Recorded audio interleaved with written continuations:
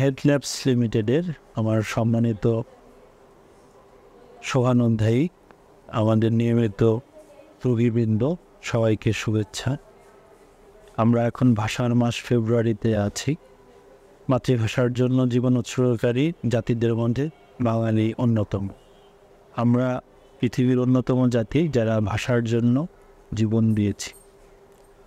তো ভাষার মাসে আমাদের একটি অন্যরকম টপিকস নিয়ে কথা বলি।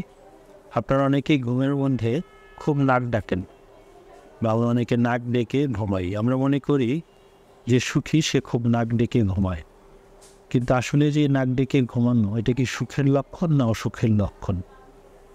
তো দেখা গিয়েছে যারা ঘুমের মধ্যে অতিরিক্ত নাক ডাকে তাদের অনেকেই অত্যন্ত স্থূল স্বাস্থ্যের হয়ে থাকে,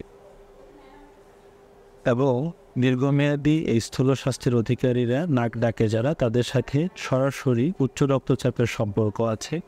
এবং যেহেতু তারা রাতে নাক ডাকার মাঝখানে অনেকবার ঘুম ভেঙে যায়, তারা সারাদিন ঝিমুনি ভাবে থাকে।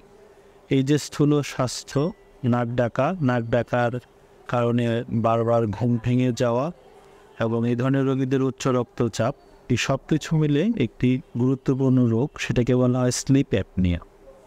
এই স্লিপ অ্যাপনিয়া রোগে যারা আক্রান্ত তাদের কিন্তু এই ঘুমের চিকিৎসা লাগে। তো আপনি যদি ঘুমের মধ্যে অতিরিক্ত নাক ডাকেন এবং আপনার এই সুখের নাকের ডাকের কারণে যদি আপনার বেড পার্টনার বা আপনার পরিবারের অন্যদের ঘুম নষ্ট হয়, আপনার যদি স্বাস্থ্য বেশি হয়, তাহলে আপনার ডাক্তার বা চিকিৎসক দেখানো উচিত।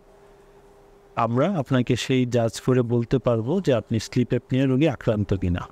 এটি একটি চিকিৎসাযোগ্য রোগ এবং এই রোগের সাথে সরাসরি উচ্চ রক্তচাপ এবং ব্রেন স্ট্রোক এবং হার্ট অ্যাটাকের মতো ধমনীর রক্তনালীর রোগের সম্পর্ক রয়েছে।